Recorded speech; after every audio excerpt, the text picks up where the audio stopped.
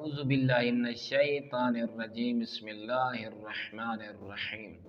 اللہم صلی علی محمد وآل محمد۔ مومنین مسلمین با جماعت نماز کو ترک کرنا لے دی سزا اور مولا علی حیدر قرار علیہ السلام دی بارگاہ دے وچ اون دی سرزنش اون دی مذمت مولا با جماعت نماز پڑھاویں نا مولا تک یہ گل پہنچی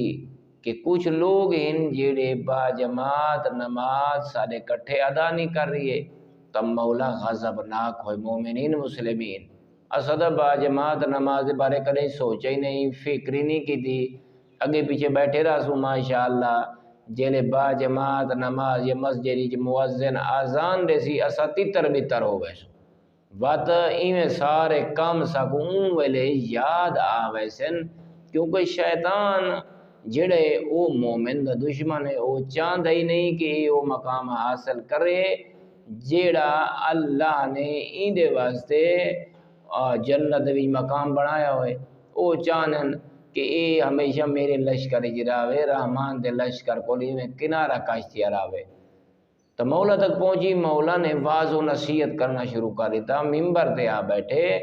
مولا نے فرمایا جڑے لوگ سنل با جماعت نماز ادا نہیں کر رہی ہے، میں علی امام ہو کے حجت خدا ہو کے راہبر ہو کے آقا ہو کے رہنما ہو کے تو کو حکم دینا کہ انہاں تک پہنچا دیو کہ وہ اس قابل نہیں اسا انہاں نال رشتے کرو،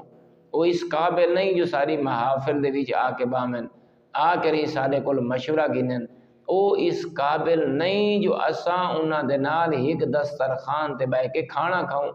جہاں نتیجہ یہ ہے کہ مولا نے حکم دیتا کہ انہاں لوگاں دے نال تساں رشتے نہیں کر سکتے، کھانا نہیں کھا سکتے، انہاں کو مشورہ نہیں دے سکتے اور تساں کٹھے بہ تک نہیں سکتے۔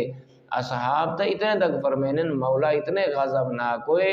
تا اساں اے سوچن پہ گئے کہ ہونے حسنین دا بابا ساکو حکم دے سی کہ وانج کریں انہاں لوگاں دے گھراں کو جلا دیو جڑے با جماعت نماز وچ شرکت نہیں کریں دے۔ تا اللہ رب العزت ائمہ خدا علیہم السلام دی بارگاہ دے وچ ساکو صحیح معنی مومن بنن دی توفیق اور سعادت و سرفراز فرماوے۔ والحمدللہ رب العالمین۔